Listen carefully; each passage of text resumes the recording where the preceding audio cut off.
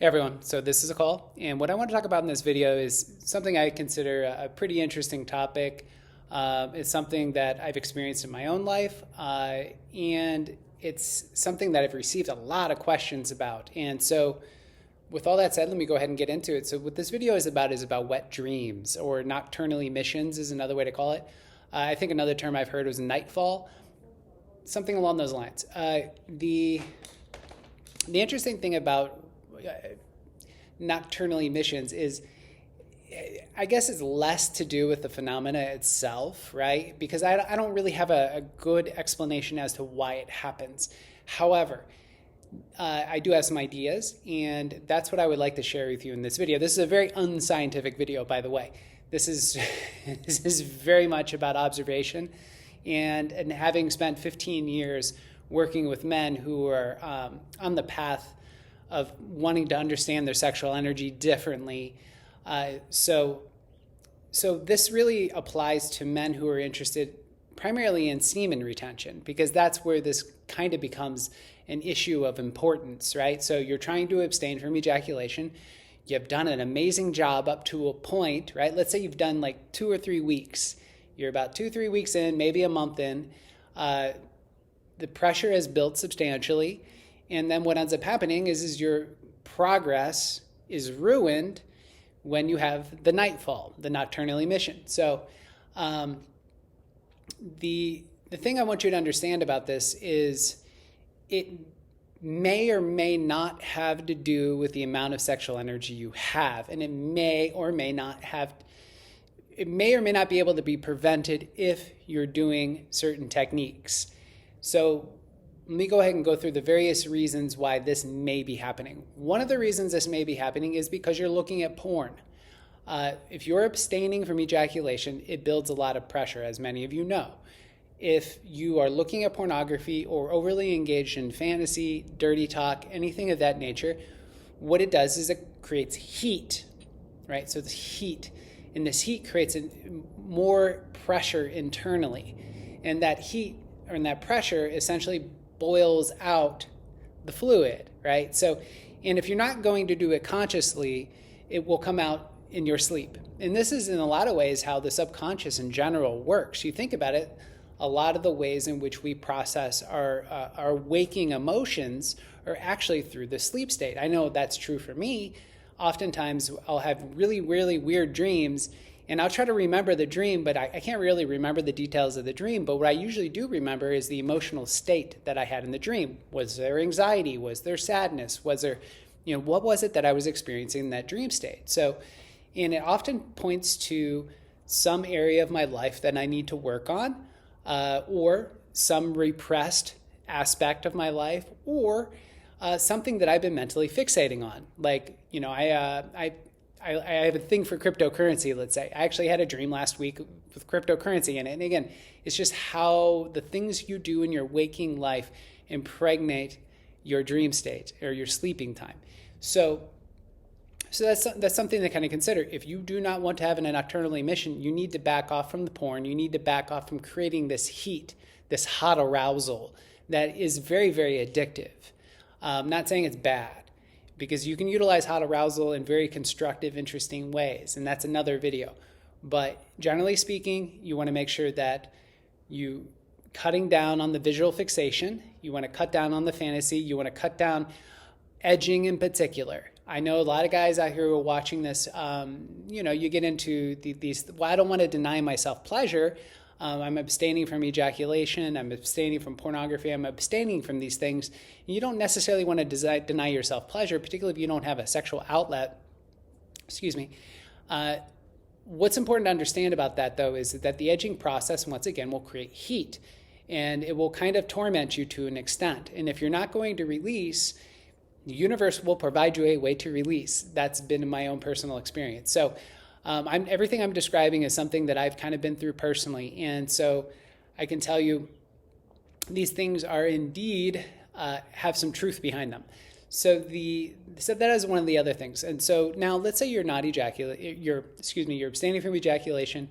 You're not utilizing porn or anything. You're very good in your practice, right? Let's say you're very good in your practice. There's another reason which you might have nocturnal emissions or wet dreams, and that is because you are not transmuting the energy. In other words, you're not shifting that energy out of the base. And what do I mean by that? Well, in essence, you have to think about sexual energy like water. Water precipitates, it falls down from the sky, or it melts, let's say, in a mountain. I'll use the mountain example, it works better. So let's say there's a big mountain. At the top of the mountain, you have it's ice cap, right? So it's got a little glacier at the top. Springtime comes, glacier starts to melt, water flows downhill until it does what? It gets to its lowest point, and this is where it will settle into the ocean, into a lake, into some sort of basin. And when it settles, that's where it stays, right? So until it evaporates and goes up into the sky once again in order to repeat the water cycle, okay? So your sexual energy is like the water cycle, okay? So what ends up happening is the fluid during abstaining from ejaculation, the sexual energy builds, right? So it builds and it builds and it builds. And let's say you're not stimulating it, right? So it stays down in the pelvic bowl, right? So it stays down low on the lowest point. Again, sexual energy flows downhill. And so the question here is well, how do we reproduce the other facets of the water cycle?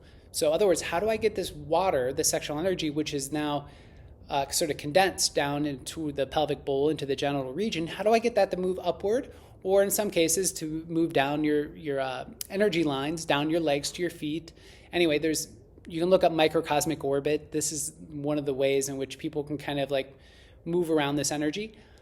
But what I generally do, and I'll do this if I'm abstaining from ejaculation and I'm sensing a lot of like horniness and a lot of heat built up, I'll do this several times, which is, in essence, I'll start to contract and relax my genitals, or I'll do something called like testicle breathing. So testicle breathing is I contract the genitals on inhale, and it's like I'm pulling light into my balls, and then on exhale, I really relax it. And again, I'm sort of condensing the energy into my balls. So I'm inhaling, pulling energy in, exhaling, condensing it into the balls, the whole time smiling at the balls, okay? So then from there, I contract the genitalia towards the perineum, inhaling, continue to contract your pelvic floor, essentially pulling mula bandha or root lock. That is, contract whatever you can on your pelvic floor and inhale up into your belly. And then you exhale. Once you pull your awareness up inside the belly, you tune into the sensations you feel there before you exhale. You tune into the sensations you feel there. You might feel like a pulse, spin, or you may feel heat. That's where you want to place your awareness. And then you exhale, leave your awareness inside the belly. And this is what I do before I go to bed. I find it very grounding, right? I find it very grounding, and it helps me establish my true center of gravity. But most of all, it shifts the sexual energy up into your body's natural storage place, which is the lower dantian, the hara, the navel point, a lot of different names for that part of the body. So that's one basic way you can kind of just shift it up and out. So one other thing, that is the second point you can deal with nocturnal emissions. It might help prevent them, is the transmutation process. You can look up, there's thousands of different transmutation techniques. I mentioned microcosmic orbit, as well as what I just described to you is called the steaming process, or you can look up mula bandha. But again, it's about shifting the energy out of the genitalia and up inside the belly. Third thing that might be triggering nocturnal emissions for those men who are abstaining from ejaculation. That would be potentially the lack of intimacy. Now, the reason I say this is I know men. I've worked with men through my sexual energy coaching program. Check out the link down below the video, of course. But I've worked with men who've struggled a lot with this. I can think of one guy in particular, and he will have regular nocturnal emissions, and difficult to really take. He's a Scorpio, so I'm like, maybe it's because you're a Scorpio, and Scorpio rules the genitals, and da. I don't know. But the one thing I did ask him was, okay, so while you're going through this process of abstaining from ejaculation, he was also doing transmutation practices. Okay, so he was doing everything technically kind of right. He wasn't masturbating too much, or sometimes he would give himself a little bit of a tug just to kind of get some sensation, but he wasn't overdoing it, okay? but he would have nocturnal emissions, sometimes 2 times a week, 3 times a week. Unbelievably interesting to me. So I asked him, do you have intimacy in your life? And he's like, no. That brought up food for thought for me. And the reason I'm saying this is that one of the things I do for a living is body work. The body work I do, it's tantric in nature, meaning I utilize connection. So connection is a big part of the work. It's not sexual. It's not sexual work. It's connection-based work. It's intimate and close. And oftentimes when I work on men or women, they feel very satisfied after. There's a deep satisfaction. What has happened? And for men, this is really important to kind of keep in mind. Women obviously don't experience nocturnal emissions, so I'm sorry, this is not about you. But for dudes, think about this. Your positive pull, I don't mean positive good, I mean your positive, like a positive charge, like on a battery, is the genitalia, right? So this is where the energy will definitely radiate and concentrate, okay? So that's what's happening during a nocturnal emission. When the universe decides that you are to release this pressure, there's too much heat there, this is what happens. So what we're attempting to do as men is we're learning to elevate, and this is one of the fundamental purposes of Tantra, is to elevate the energy up to the level of the heart, which is a man's negative pole, right? It is the negative side of the battery. And more generically speaking, the function of Tantra is to connect the root to the crown, okay? Then everything in between gets also connected and aligned. That's another video as well. But the point I'm making here is that when you have intimacy, you have closeness, you have touch in your life, it helps shift things up to the level of the heart. And when you're in the heart space, it's much cooler, it's much more connected, it's much more open. So, in other words, it is of my belief that if you have intimacy, satisfying intimacy, satisfying closeness, that you are less likely to have a nocturnal emission. This just popped in my head. Maybe one final other thing that I'm going to mention, outside of intimacy, something else that you might want to think about. So I studied a system called human design. Human design is kind of an amalgamation, I'm going to use that word, an amalgamation of tropical astrology, sort of like Western or tropical astrology mixed with Kabbalah, mixed with the Chinese I Ching. Again, it's called human design. Very interesting stuff. My hope is to do some videos on this channel in the near future about it. I've been studying for about 15 years. Very interesting stuff. So in human design, they talk about the sacral center, which is in the chart you're looking at. If you look up human design, you'll see what they call a body graph. And in this chart, there's a little red square. And in that square, it's just above the root. It's the second center up. It's associated with the sacral center or the sexual center. But one of the keynotes about this particular center, and this is a generalist statement I can make about between 67 to 75% of the human population has this functioning for them. But specifically, this is about the men. So sexual energy is in a lot of ways, we've heard this said before, it is creative energy. It's the creative energy, sexual energy. Well, it's also getting shit done. It's work, right? It is your ability to get things done, to essentially to work and to find very satisfying work. So one of the reasons I think a lot of men might have nocturnal emissions is because they have a lot of energy. They have a lot of energy, and maybe they aren't doing the right work. They aren't fatiguing themselves sufficiently before they go to bed, because that's the statement. And when you have a sacral center that's functioning as your, in the system they call your inner authority, what you have is, one is a gut instinct. Your gut says yes and no, and it tells you where to direct your life force. But secondarily, what it says is that you're here to be busy. You're here to work and to find satisfying work and to work until you're fatigued, and then you can go to sleep at night and you have great sleep. You have deep, great sleep. So that's one of my other theories as to why nocturnal emissions might happen, is that you're not sufficiently fatiguing yourself. And for some people, it's not a good thing to do. Like I know when I over fatigue myself, bad news. I'm not one of these people that has a defined sacral center. For me, I have to really watch my energy levels. I have not a lot relative to some other people. So I'm very conservative with my energy. However, if you've got an abundance of energy, an abundance of life force, you need to make sure you're channeling it into those things that you find deeply satisfying, right? And this, in my opinion, might help relieve the nocturnal emissions. So let me look at my list one final time, see if there are any other details.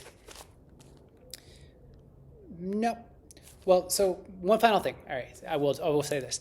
So what should you do if you have a nocturnal emission? All right, so if you have a nocturnal emission, what I feel you should do is, one, don't shame yourself. You're out of control in this case. You're not in control of your sleep pattern, okay? You are and you aren't. But in general, in sleep, what are you going to do, right? So my advice to you is enjoy. I personally have had wet dreams several times. I think they're amazing sometimes. Sometimes they're just, it's unbelievably powerful and intense, and sometimes I need it, okay? So that's one of the things I have to ask myself if I have one of these is, do I need it? Yes, sometimes I did. Now, the other thing that I'll say is, what should you do in the morning? So you had a wet dream, then what do you do when you wake up? Well, the story here is that when a man ejaculates, he loses his root. That's kind of a yoga tantra perspective.